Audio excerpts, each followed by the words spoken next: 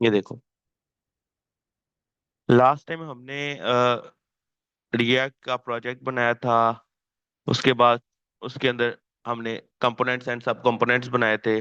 और इस main component के अंदर अपने हेडर को भी कॉल कर लिया था। फिर हमने रूट्स भी बना लिए थे। फिर हमने स्टेट्स भी बना लिए थे। ऐसे ही स्टेट्स हमने कहाँ पे बनाए थे, मुझे याद नहीं है। होम अबाउट प्रोडक्ट वाले पेज के ऊपर यहाँ पर ये हमने स्टेट्स बना लिए, ठीक है। और ये प्रोडक्ट्स वाले स्टेट्स यहाँ पर मौजूद थे। अब यहाँ से आगे दोस्त हमें थोड़ा से एडवांस लेवल पर जाना पड़ेगा, ठीक है। अब देखो, मिसाल ले लो। मैं फॉर द टाइम ये स्टेट खत्म कर रहा हूँ, ठीक है। और ये भी खत्म कर रहा हूँ, ये भी खत्म कर रहा हूँ, और ये भी खत्म कर रहा हूँ। स्टेट का पता लग गया ना क्या होती है। मान लो कि मैं ये स्टेट सब खत्म कर रहा हूँ, ठीक है। यहाँ पर मैं एक कंटेनर लगा रहा हूँ या एक रो लगा रहा हूँ, ठीक है। अच्छा जी।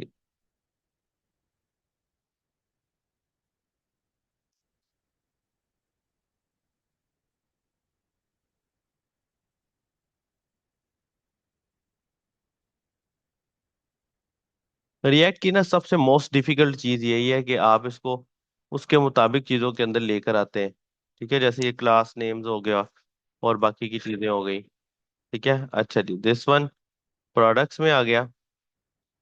प्रोडक्ट के अंदर मैं यहाँ पर एक कार्ड बना लेता हूँ, ठीक है। कार्ड के अंदर क्लास नेम, फिर से कार्ड, और यहाँ पर मैं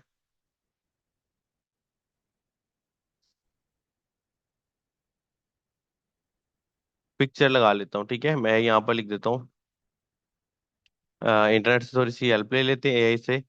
आई add sample product in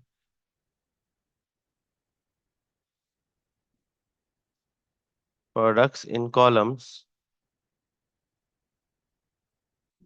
three columns in a row, and show sample images as well.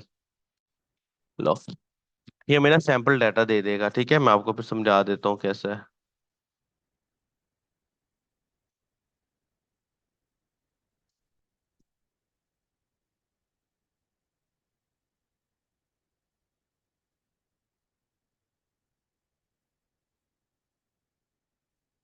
ये ना अरे के हिसाब से बना रहा था, जो आपको समझ नहीं आना था।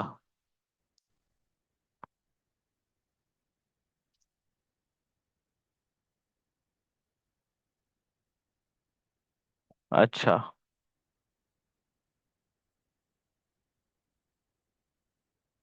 ये को सैंपल डाटा डाल के दे रहा है, ठीक है। ये होगा क्या बेसिकली, ए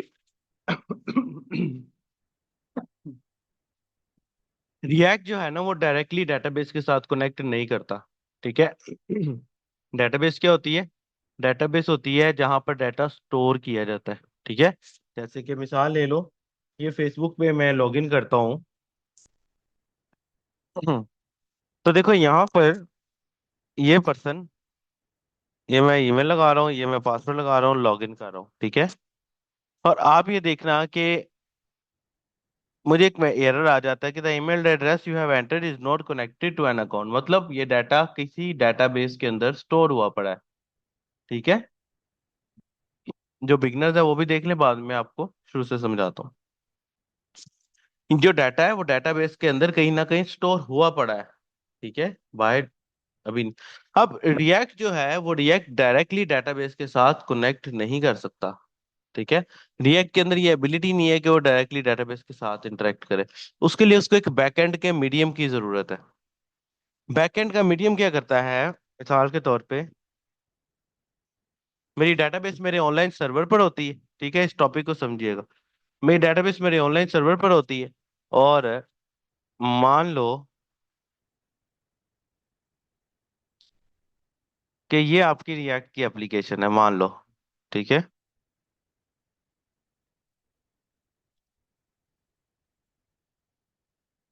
ये आपकी रिएक्ट की एप्लीकेशन है, ठीक है। अब आपको इसके अंदर प्रोडक्ट्स का डाटा चाहिए, जो हम अभी करने वाले हैं, ठीक है। अब आपको वो डाटा कहाँ से मिलेगा? वो डाटा डेटाबेस से मिलेगा। डेटाबेस किधर है? डेटाबेस तो सर्वर के ऊपर पड़ी है। ऐसे ही है ना, लाइव सर्वर के ऊपर पड़ी है। जैसे मैंने लास्ट टाइम आपको सर्वर दिखाया, डोमेन वगैरह अटैच भी करके दिखाई, तो डेटाबेस तो सर्वर पर पड़ी है। यानी कि मुझे अपनी रिएक्ट की एप्लीकेशन में डाटा सर्वर से उठाना है। ठीक है, ये मेरा सर्वर है और ये मेरी रिएक्ट की एप्लीकेशन है। अब यहां से डाटा को यहां पर लाने के लिए मुझे एक मीडियम रिक्वायर्ड है। ठीक है, ये मीडियम क्या करेगा? ये मीडियम मेरे डाटा को यहाँ पर ले आएगा। अब वो मीडियम क्या होगा? वो मीडियम एक बैकएंड की लैंग्वेज होगी। ठीक है, और बैकएंड की लैंग्वेजेस कौन कौन सी है? कोई आइडिया है? एएसपी, बिल्कुल बिल्कुल। लारावेल भी है, और I love to work in Laravel, बहुत अच्छी है। और पीएचपी भी बना सकते हैं, और पाइथन पे भी बना सकते हैं, बहुत अच्छा। और मोंगोडीबी डेटाबेस है। हाँ, मोंगोडीबी डेटाबेस है, अभी हम पढ़ेंगे। और इसके अलावा डॉट नेट भी, एएसपी डॉट नेट ही है ना? नोट जीएस, इसी का इंतजार कर रहा था मैं। Note GS. रिएक्ट के साथ जो फेमिलरी काम करती है ना, वो नोट जीएस है। हम लारावेल के साथ, डॉट नेट के साथ, पाइथन के साथ, पीएचपी, जिसके साथ मर्जी काम कर ले, लेकिन रिएक्ट जो खुद सजेस्ट करता है वो नोट जेएस। ठीक है, तो अब दरमियान में इसको एक मीडियम चाहिए। ठीक है, अब वो मीडियम कोई भी लैंग्वेज हो सकती है। ये लैंग्वेज क्या करेगी? ये लैंग्वेज आपके डेटाबेस से, सर्वर से जो डाटा आ रहा है आपके पास, यानी कि इस सर्वर के ऊपर जो डेटाबेस पड़ी है यहाँ पर छोटी सी होगी। ठीक है, इस टॉपिक को गौर से समझना। सर्वर से जो डेटाबेस पड़ी है इसके पास, इसके अंदर से हमें डाटा को निकाल के देगा। ठीक है, क्लियर है? इसमें से डाटा को निकाल के हमें देगी ये वाली, इनमें से कोई एक लैंग्वेज। लैंग्वेज मैटर नहीं करती बैकएंड की, कोई भी हो। हम रिएक्ट पर काम कर रहे हैं, मिसाल के तौर पे, अगर मैं एज अ रिएक्ट डेवलपर हूँ, मुझे फर्क नहीं पड़ता कि बैकएंड पे कौन बैठा हुआ है, मुझे एपीआई चाहिए। ठीक है, यानी कि एपीआई क्या है? मेरी ये कोई भी लैंग्वेज मेरी डेटाबेस से डाटा निकाल कर देगी, और उसको वो एक स्पेसिफिक फॉर्मेट होगा। ठीक है, जैसे कि हम अंदाजा कर लेते हैं, वो फॉर्मेट कैसा होगा। मिसाल के तौर पे हम अभी प्रोडक्ट्स का डाटा ले रहे हैं, तो this format will be like this one: products is equal to this. ठीक है, और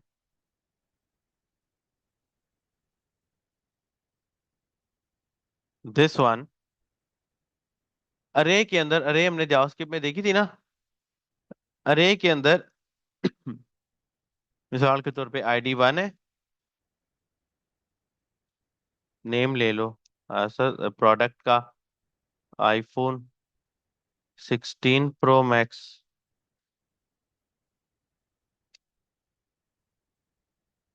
क्वांटिटी 5। ठीक है, और इसके बाद अ, उसकी प्राइस ले लो। मिसाल के तौर पे हम ले लेते हैं जी $2000। ठीक है, दिस वन, ये हमारा पहला प्रोडक्ट होगा। इसी तरह कंट्रोल सी, कंट्रोल वी, दो प्रोडक्ट हो गए, इसका मतलब दूसरा ऑब्जेक्ट हो गया आईफोन 15 प्रो मैक्स, क्वांटिटी 5। फिर उसके बाद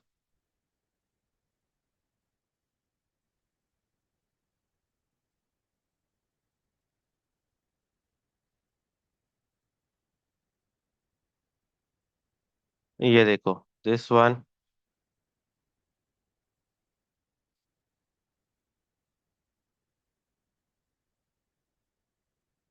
ये देखो जरा गौर से, ये देखो। अब ये हमारे पास डाटा कितना है इस वक्त? एक प्रोडक्ट, दो, तीन, चार, चार प्रोडक्ट्स का डाटा एक जेसन के फॉर्मेट में है हमारी। ये कोई भी लैंग्वेज डेटाबेस से डाटा को उठा के देती है किस फॉर्मेट में? जेसन फॉर्मेट में। ठीक है, यहाँ मैं लिख रहा हूँ।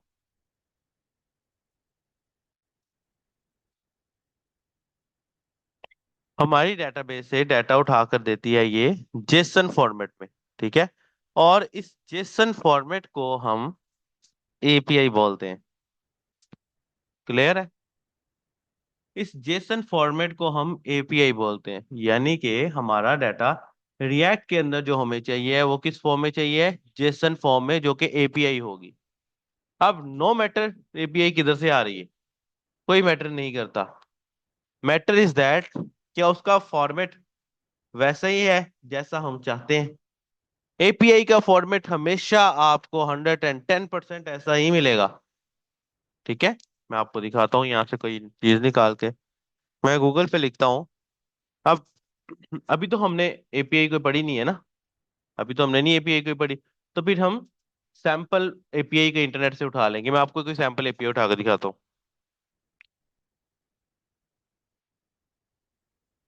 मैं लिखता हूँ इंटरनेट पे सैंपल एपीआई फॉर टेस्टिंग, काफी सारी वेबसाइटें आ गई हैं। ये देखो,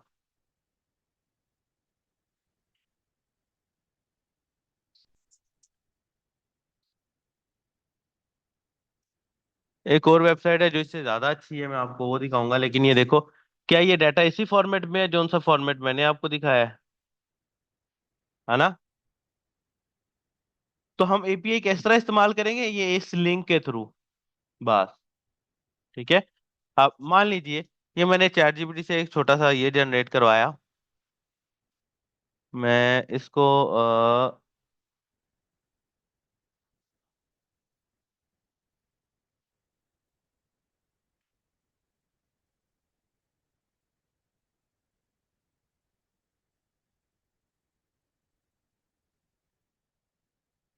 कोड का सीक्वेंस होना बहुत जरूरी है। कोड अगर सीक्वेंस नहीं है आपका, तो आप एक अच्छे डेवलपर नहीं है। ठीक है, मैंने एक छोटी सी वीडियो बनाई थी, ये मेरे चैनल पे देखिएगा, उसके अंदर मैंने कोड को सीक्वेंस करने का तरीका बताया है।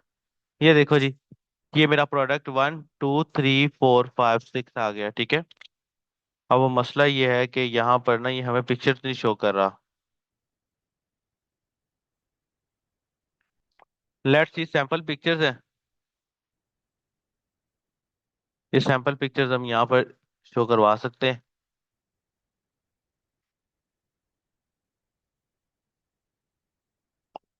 मैं इसको बोल देता हूँ सैंपल।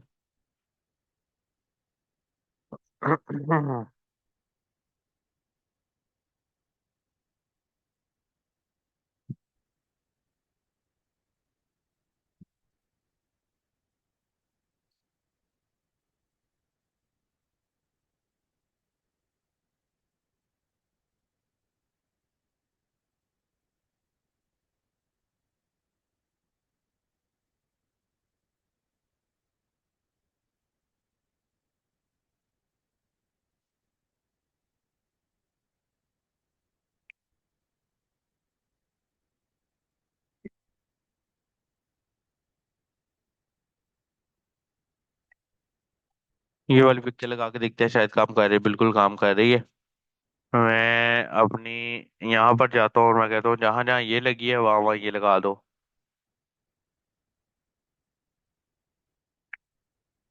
Okay, let's see. ये देखो, सैंपल पिक्चर्स मेरे पास लग गई हैं। अब प्रोडक्ट्स हमारी कुछ इस तरह से शो हो रही हैं, लेकिन ये मैंने अभी सैंपल डाटा लगाया। अब ये प्रोडक्ट्स अगर मुझे पीछे कहीं डेटाबेस से बैकएंड से चाहिए, तो then what I will do, I have to use here API. ठीक है, अगर मुझे यही प्रोडक्ट किसी डेटाबेस से चाहिए तो मैं आप मुझे यहाँ पर एपीआई इस्तेमाल करनी पड़ेगी। अब अगर तो मैं प्रोफेशनली किसी कंपनी में काम कर रहा हूँ, तो मैं बैकएंड डेवलपर, अगर मैं खुद नहीं हूँ बैकएंड डेवलपर, जैसे कि आप अभी नहीं है, तो आप बैकएंड डेवलपर जो आपके साथ काम कर रहे हैं उसे बोलेंगे भाई प्रोडक्ट की एपीआई दो, मैं इसके अंदर लगाता हूँ। ठीक है, तो वो आपको एपीआई देगा इस तरह एक लिंक की फॉर्म में, जैसे कि ये पड़ी हुई है। अब हमारे पास तो फिल वक्त एपीआई नहीं है, तो बैकएंड डेवलपर नहीं है, और अगर मैं यहाँ पर आपको एपीआई बनाने की बैठ जाऊँ तो आपको तो समझ नहीं आएगी। तो मैं ऐसा करता हूँ कि मैं कोई सैंपल एपीआई उठा लेता हूँ। एक सैंपल एपीआई हमारे पास ये भी मौजूद है, ठीक है, और एक सैंपल एपीआई हमारे पास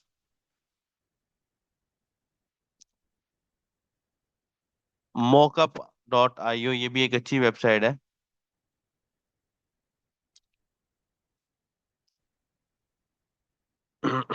नहीं, ये नहीं थी।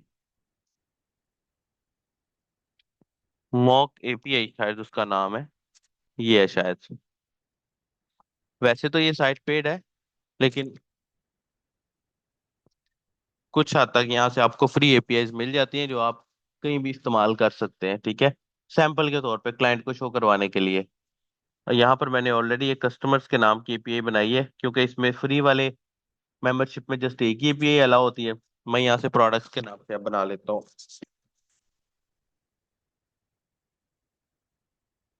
मैं इसको बोलता हूँ भाई मुझे प्रोडक्ट्स के नाम से एक एपीआई बना दो। और जब मैं इसके अंदर आता हूँ, न्यू रिसोर्सेज पे क्लिक करता हूँ, तो मैं कहता हूँ भाई प्रोडक्ट का नेम, अवतार यानी कि पिक्चर, क्रिएटेड एट, नहीं इसकी मुझे जरूरत नहीं है। और क्या है हमारे पास, प्रोडक्ट की प्राइस है, प्राइस होनी चाहिए। और क्या है हमने लिया हुआ इसमें, प्रोडक्ट का टाइटल, प्रोडक्ट का नेम, बस ठीक है, अवतार एंड प्राइस आ गई। लेट्स सी, मैंने यहाँ पर प्रोडक्ट्स इसको बोल दिया, और मैं इसको बोलता हूँ भाई इसको क्रिएट कर दो, ठीक है। और ये देखो ये मुझे कह रहा है कितना डाटा चाहिए। मैंने इसको बोला भाई मुझे 70 प्रोडक्ट्स का डाटा दे दो, ठीक है, इकट्ठा। 70 प्रोडक्ट का डाटा अगर मैं खुद ऐड करने बैठूं बड़ा टाइम लगेगा। अब मैं इसको ऑन कर लेता हूँ, चेक करता हूँ मुझे एपीआई मिल रही है, ये लो मुझे 70 प्रोडक्ट्स का डाटा मिल गया, ठीक है। इसने मुझे पिक्चर्स भी दे दिए। Control C, control B. अच्छा, ये पिक्चर्स जो है ये हमारी काम नहीं कर रही है इसके अंदर। अच्छा, अब बेसिकली है तो जाहिर सी बात है फ्री ऑफ कॉस्ट वाली एपीआई, तो पिक्चर्स अगर नहीं भी काम कर रही तो कोई बात नहीं, हम अपनी को इस्तेमाल कर लेंगे।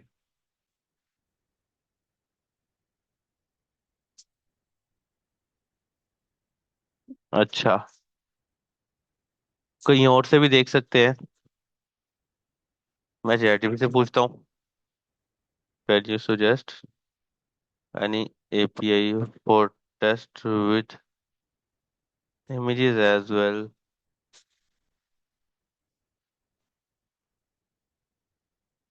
हाँ, ये देखो, ये भी है एक।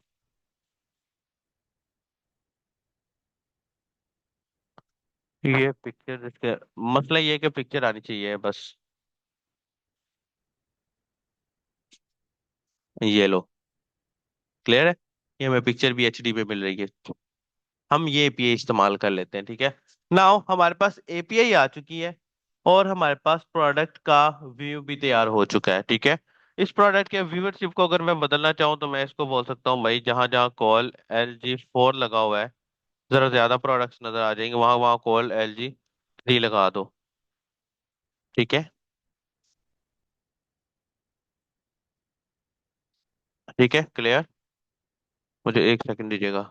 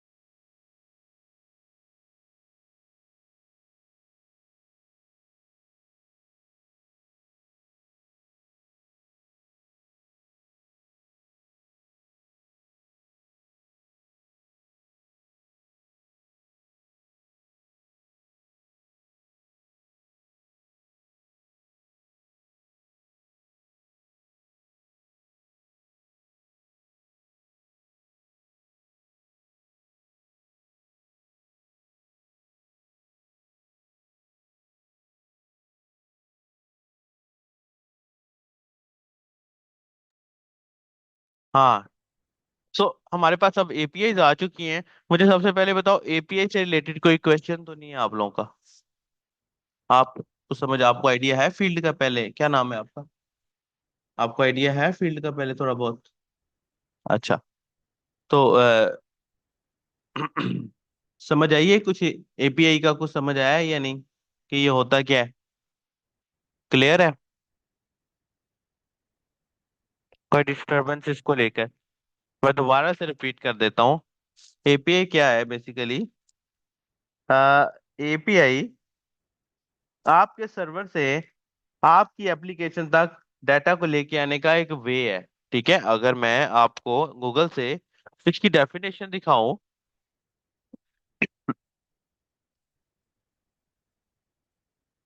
तो वो क्या कह रहा है? Application programming interface. ठीक है, यानी कि ये पिक्चर आपको वाज़िया कर रही है। API consumer, public internet. API जो लैंग्वेज चला रही है आपकी वेब एप्लीकेशन एंड डेटाबेस। आपकी डेटाबेस से डाटा को जेसन के फॉर्मेट में लेके आने का नाम एपीआई है। क्लियर है यहाँ तक? कोई क्वेश्चन? क्लियर है? एक एक सैंपल एपीआई डेवलप करें आप इंटरनेट से निकालें और इसको सामने लेकर आए जिस तरह मैं लेके आया हूँ।